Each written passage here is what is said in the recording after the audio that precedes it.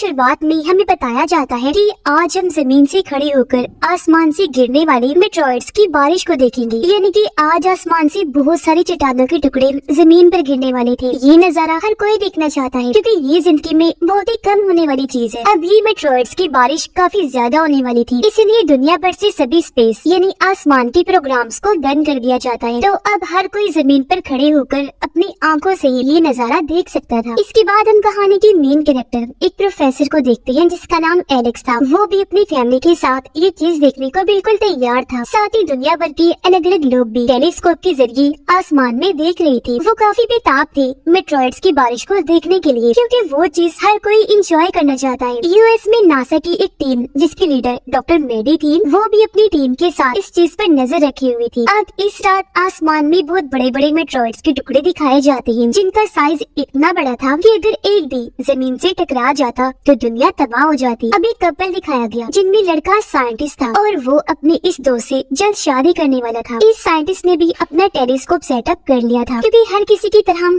ये भी काफी एक्साइटेड और जोश था, पर उसकी दोस्त उससे शादी की बात करना चाहती थी। अब दिखाया गया कि कुछ बड़े बड़े मेट्रॉइड्स जो जमीन की तरफ बढ़ रहे थे, अचानक उन्होंने अपना रुख बदल दिया और अब वो चांद की तरफ बढ़ने लगे, जो देखकर सभी लोग काफी घबरा जाते हैं। फिर अचानक एक मेट्रॉइड का बड़ा सा टुकड़ा चांद की सतह पर आकर तबाह हो जाता है, जिससे वहाँ धमाका हुआ और चांद का बहुत बड़ा हिस्सा टूट गया, जिससे अब मेट्रॉइड और चांद का मलबा जमीन की तरफ गिरना शुरू हो जाता है। ये देखकर डॉक्टर मेडी यूएस के प्रेसिडेंट को फौरन इस बारे में खबर कर देती है। मेडी और उसकी टीम अपनी कैलकुलेशन हिसाब से पता लगाते हैं कि अगले 1 घंटे में ये मलबा जमीन से आकर टकरा जाएगा, जिस बारे में उन्होंने प्रेसिडेंट को भी खबर कर दी थी, जिस वजह से पूरी जगह को बंद कर दिया जाता है। लेकिन कुछ ही देर बाद मेट्रॉइड का एक छोटा सा टुकड़ा जमीन की एक सतह से आकर टकरा गया, जिससे वहाँ धमाका हुआ और जमीन पर भी काफी तबाही मच गई, जिसकी खबर फौरन साइंटिस्ट यूएस के प्रेसिडेंट को करते हैं। एक मेट्रॉइड का टुकड़ा ऑस्ट्रेलिया के एक समंदर में आकर गिर जाता है, जिससे वहाँ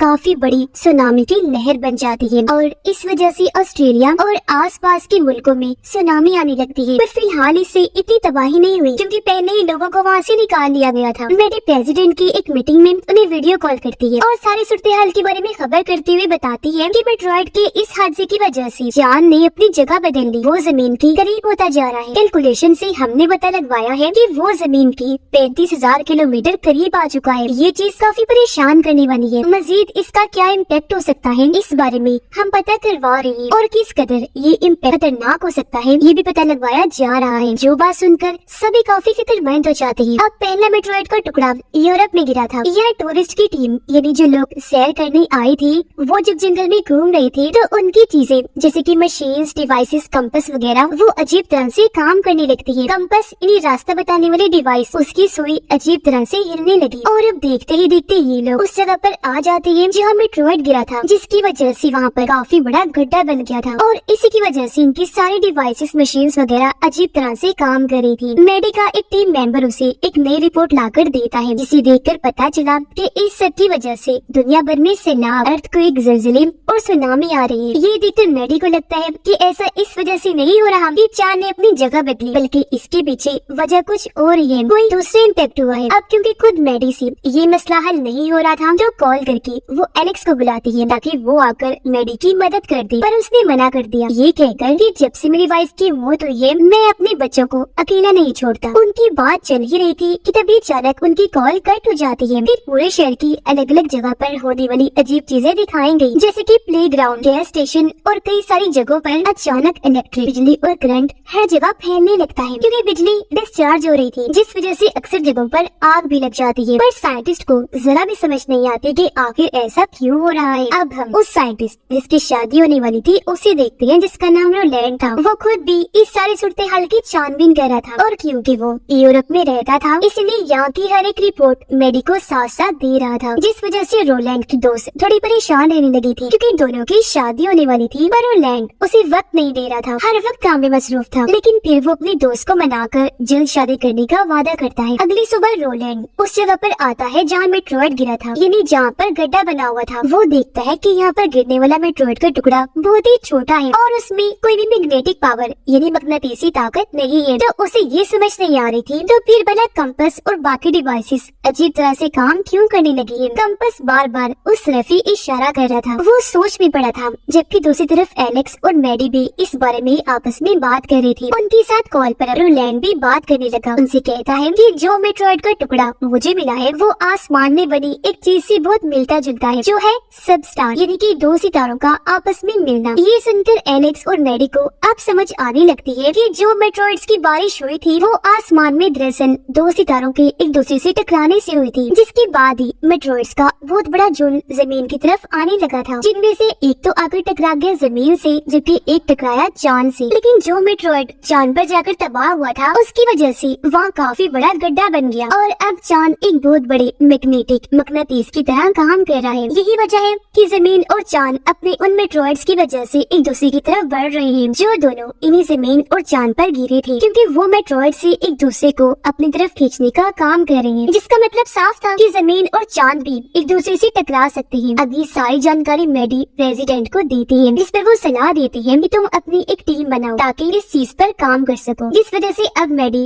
एलेक्स को बुला लेती है ताकि उसे भी अपनी टीम में शामिल कर सके, और इस बार एलेक्स को आना ही पड़ता है। ये पूरी टीम जब बन गई तो टीम के लिए खास किस्म की लैब भी बनाई जाती है, जिनका ताल्लुक अलग अलग मुल्कों की साइंटिस्ट और स्पेस स्टेशन को चलाने वाले लोगों से था। चांद जमीन के इतना करीब आ गया था कि अब वो जमीन से बआसानी नजर आ रहा था, जिस वजह से अगले 2 दिन में बिजली से जुड़ी हर चीज बंद होने वाली थी। अब रात के वक्त एलेक्स और मैडी एक होटल में बैठी जब खाना खा रही थी तो अचानक वहाँ की लैब अपने आप ही फटने लगती है। ये जब बाहर आए चेक करने तो पता चला कि जमीन पर से एक काफी बड़ी इलेक्ट्रोमैग्नेटिक लहर होकर गुजर रही है, जिसने जमीन की ग्रेविटी को इम्पैक्ट किया है, यानी कि ग्रेविटी पर इस लहर के असरात पड़े हैं। ग्रेविटी बहुत ही कम हो गई है, जिसकी वजह से दुनिया भर की तमाम चीजें जैसे कि लोग, गाड़ियाँ, बाइक्स, मशीन, जहाज, हर चीज हवा में उड़ने लगी थी। और अब जैसे लहर गुजर गई हर चीज वापस स्टेबल हो जाती है, यानी अपनी जगह पर वापस आ गई थी। अब एलेक्स अपने साथियों को बताता है कि मेट्रॉइड के टकराने की वजह से चांद का मास जो पहले जमीन से काफी कम था अब वो हद से ज्यादा बढ़ गया है, जिस वजह से चांद का वजन भी बढ़ गया है, उसमें भारीपन आ चुका है और यही भारीपन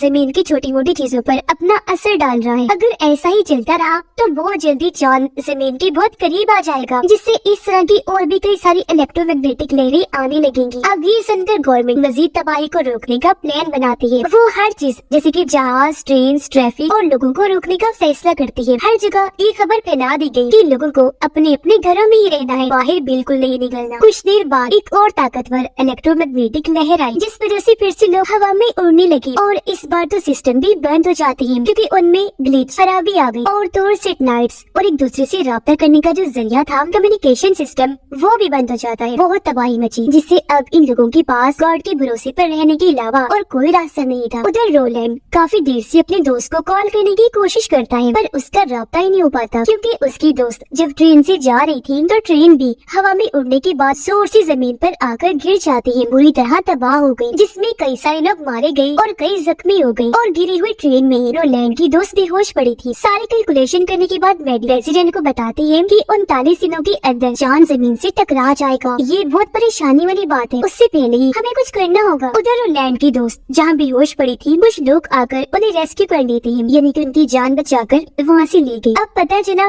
कि सिर्फ 20% मुल्क ही ऐसे हैं जो एक्स्ट्रा बिजली की वजह से रोशन है अभी तक, वरना उनके अलावा पूरी दुनिया में तो अंधेरा छाया हुआ है। मुसीबतें बढ़ती ही जा रही थी, क्योंकि ये इलेक्ट्रोमैग्नेटिक लहरें अब बार बार आ रही थी और पहले से भी ज्यादा ताकतवर होकर। उधर एलेक्स के बच्चे अपने डैड को लेकर काफी फिक्रमंद हो रहे थे, क्योंकि काफी देर से उनकी बात ही नहीं हो पाई थी, कॉल भी नहीं लग रही थी। वो ठीक भी है या नहीं ये भी बच्चे नहीं जानते थे। वो अपने दादाजी से जिद करने लगते हैं कि हमें डैड से मिलवाने ले चलिए। पहले तो उन्होंने मना कर दिया, पर उनके बार बार कहने पर वो मान गई। वो दोनों बच्चों को गाड़ी में बिठाकर वहाँ से ले जाने लगे एलेक्स से मिलवाने के लिए। पर जब ये रास्ते में थे तो फिर से काफी बड़ी इलेक्ट्रोमैग्नेटिक लहर आ गई, जिससे इनकी गाड़ी हवा में उड़कर काफी दूर जाके गिरती है। इनका एक्सीडेंट हो गया, जिसमें तीनों ही जख्मी हो गई। और क्योंकि अब रेस्क्यू टीम के पास बचाने का सामान भी थोड़ा ही रह गया था, टीम मेंबर्स भी कम थे, तो वो भी इन्हें बचाने नहीं आते। समंदर में एक बहुत बड़ी शिप जब आगे बढ़ रही थी तो लहर की वजह से वो भी पानी में ऊपर उठ गई, जिससे उसका बहुत सारा सामान भी बाहर निकलकर उड़ना शुरू हो गया। अगली ही पल शिप उल्टी सीधी होकर पानी में जा गिरी, पूरी तबाह हो गई। इससे काफी जानी और माली नुकसान हुआ, जिससे अंदाजा हो हो गया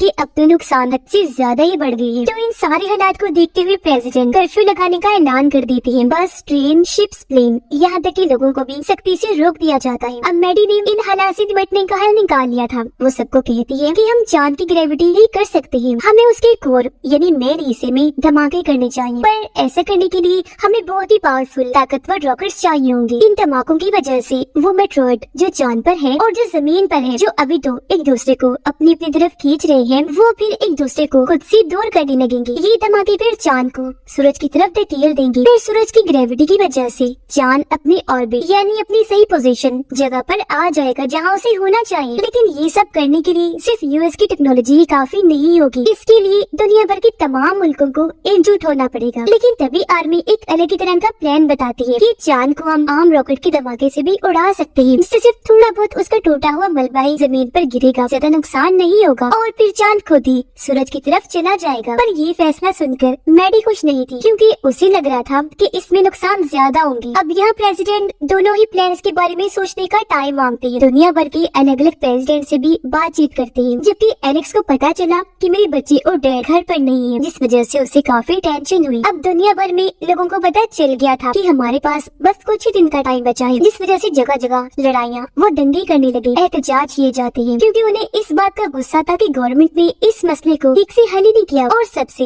ये बात छुपा के रखी हुई है। बिगड़ती हुई सूरत हाल को देखकर दुनिया भर के तमाम प्रेसिडेंट आर्मी वाले प्लान को लेने का फैसला करते हैं। इन्होंने पूरा मिशन तैयार कर लिया था, जिस वजह से लोगों में उम्मीद की किरण पैदा हुई। वो दुआएं करने लगते हैं कि किसी तरह ये मिशन कामयाब हो जाए। अब इस प्लान पर ये लोग काम करना शुरू कर देते हैं और आखिर वो दिन आ ही गया जब इन्होंने रॉकेट को लॉन्च करना था, यानी मिशन के लिए चांद पर भेजना था। जैसे रॉकेट छोड़ा गया, सब लोग यहाँ तक कि एलेक्स के बच्चे और डैड भी देख रहे थे, जो किसी तरह बच गए थे। रॉकेट लॉन्च होते ही वो सीधा चांद की उस जगह पर जाकर फट गया जहाँ पर मेट्रॉइड के गिरने से गड्ढा बना हुआ था। बहुत बड़ा धमाका हुआ, पर वैसा कुछ नहीं होता जैसी लोगों ने उम्मीद लगाई थी। ये मिशन पूरा फेल हो जाता है, जो देखकर सभी लोगों की आंखें परेशानी की वजह से खुली की खुली रह गई, क्योंकि अब चांद और भी तेजी से जमीन की तरफ बढ़ने लगा और अब वो 5 दिन पहले ही जमीन से टकरा जाएगा, जिस वजह से सारे लोग फिर से डरने लगते हैं, क्योंकि चांद भी घूमता घूमता और टूट गया था और चांद वाले मेट्रॉइड ने भी अपनी जगह बदलनी थी, यानी कि अब मसला और बढ़ गया था। इसलिए अभी लोग मैडी के प्लान को लेने का सोचते हैं। यहाँ एलेक्स सबको कहता है कि हमें चांद के कोर को मैग्नेटिक करना होगा ताकि चांद बहुत बड़ा मैग्नेट बन जाए। इससे होगा ये चांद और उसमें बड़ा मेट्रॉइड एक दूसरे को खुद से दूर कर देंगे, जिसके बाद चांद सूरज की ग्रेविटी में जाकर नॉर्मल ऑर्बिट में घूमने लगेगा। लेकिन इसके लिए हमें चांद पर एक मैग्नेटिक डिवाइस को बनाना होगा। तो अब ये लोग फैसला करते हैं कि हम बहुत बड़े मैग्नेटिक सिस्टम को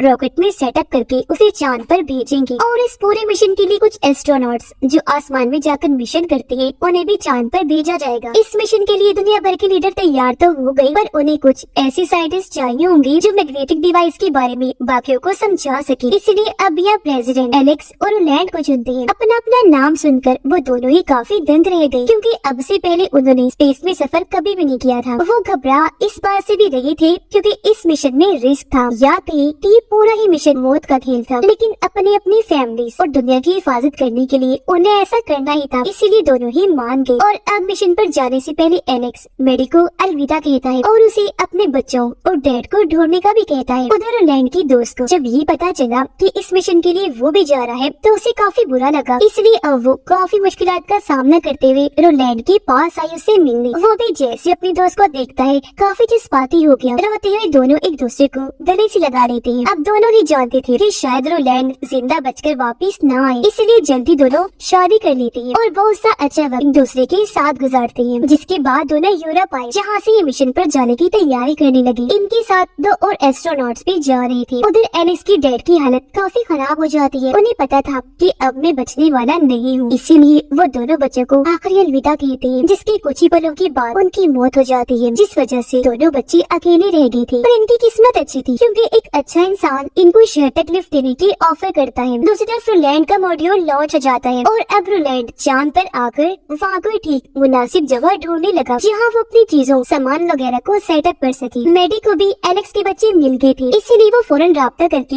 एलेक्स को इस बारे में बता देती है। ये जानकर वो काफी खुश हो गया और अब वो वीडियो कॉल करके अपने बच्चों को अच्छे से अलविदा कहता है। जिसकी कुछ देर के बाद इनका ये मिशन शुरू हो गया और रोलैंड वाला मॉड्यूल चांद की सतह पर उतर जाता है। अब इनके मिशन की पूरी वीडियो लाइव दुनिया भर में दिखाई जा रही थी। सारे साइंटिस्ट एस्ट्रोनॉट्स चांद पर आकर अपनी डिवाइस मशीन को वहाँ सेटअप करने लगते हैं। कैलकुलेशंस करके इन्हें पता चलता है कि जो जगह इन्होंने चुनी थी, इन्हें जो इनका टारगेट है वहाँ तक जाने के लिए इन्हें 6 घंटे लग जाएंगे। इसके अलावा जब इन्हें बैटरी में गड़बड़ का पता चला तो वो इसे भी बदलने का सोचते हैं, पर इसको भी बदलते बदलते 5 घंटे लग जाने थे। इसलिए अब जनरल इनसे राब्ता करता है, कहने लगा कि तुम चांद की पूरी सतह को स्कैन करो और जिससे जमीन पर इम्पैक्ट हुआ है वहाँ के कोऑर्डिनेट यानी वहाँ की सूरत-ए-हाल के बारे में हमें बताओ ताकि हम यहाँ से कोई मदद भेज सके। अब चांद की पूरी जमीन को स्कैन करने के लिए ये लोग रोलैंड और एक एस्ट्रोनॉट लड़की को स्पेसशिप के जरिए वहाँ से भेज देते हैं ताकि ये कोऑर्डिनेट्स जमीन वालों को भेज सके। लेकिन ये मिशन हर गुजरती पल के साथ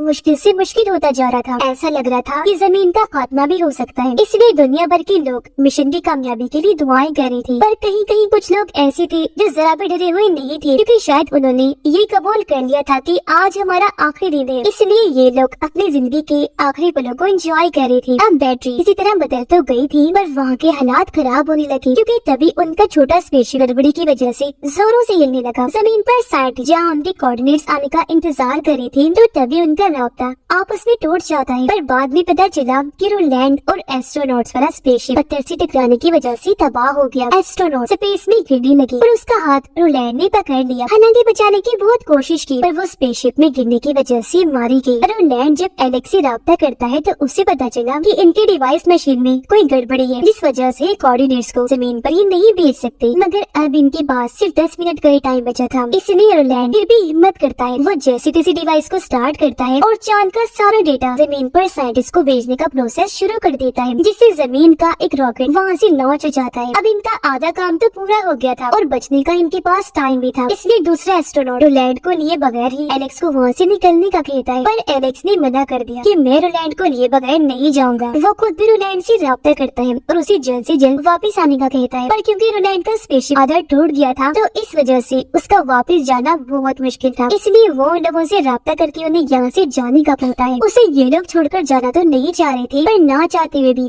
ये अपने मॉड्यूल को लॉन्च कर देते हैं और यहाँ से निकल पड़ी। इस वजह से एलेक्स काफी दुखी था। अब यही टाइम के हिसाब से चांद पर बहुत बड़ा धमाका हो जाता है, जिससे चांद के 2 टुकड़े हो जाते हैं और जैसा उन्होंने सोचा था वैसा ही हुआ। धमाके से मेट्रॉइड और चांद सच में एक दूसरे से दूर दूर हो जाते हैं और आखिरकार चांद अपनी असली पोजीशन ऑर्बिट में आ जाता है। पर जमीन पर सारे लोग इस बात से परेशान थे कि आने वाले लोग जिंदा बचेंगे या नहीं। वो टेंशन में आ गई, लेकिन जल्द इन्हें पता चला कि धमाके में एलेक्स और आखिरी एस्ट्रोनॉट जिंदा बचे हैं। सारे लोग बाकियों की मौत से दुखी तो थे, पर एलेक्स और उसके जिंदा बचने से वो काफी खुश भी थी। अब रोलैंड की वाइफ उसकी मौत पर काफी दुखी थी, पर वो देखती है कि उसने मेरे लिए एक आखिरी मैसेज छोड़ा है। उसने दिल का निशान बनाकर अंदर लिखा था कि मैं तुमसे बहुत प्यार करता हूँ, जो देखकर वो काफी दुखी हो गई, जज्बाती होते हुए रोने लगती है। कुछ दिन के बाद एलेक्स और वो एस्ट्रोनॉट जमीन पर लैंड होते हैं, जहाँ सब लोग उन्हें वापस देखकर और उनकी बहादुरी पर बहुत खुश होते हैं। यहाँ प्रेसिडेंट खुद उनका वेलकम करता है। यहाँ एलेक्स अपने बच्चों और मैडी से भी मिलकर काफी खुश हो जाता है। एलेक्स और मैडी जब आसमान की तरफ देखते हैं तो वहाँ टूटे हुए चांद के 2 टुकड़े थे, जो इस बात की तरफ इशारा कर रहे थे कि अब इंसानों को जिंदगी का नया मौका मिला है। मुस्कुराते हुए वो आगे बढ़ती और इसी के साथ ये फिल्म इधर ही खत्म हो जाती।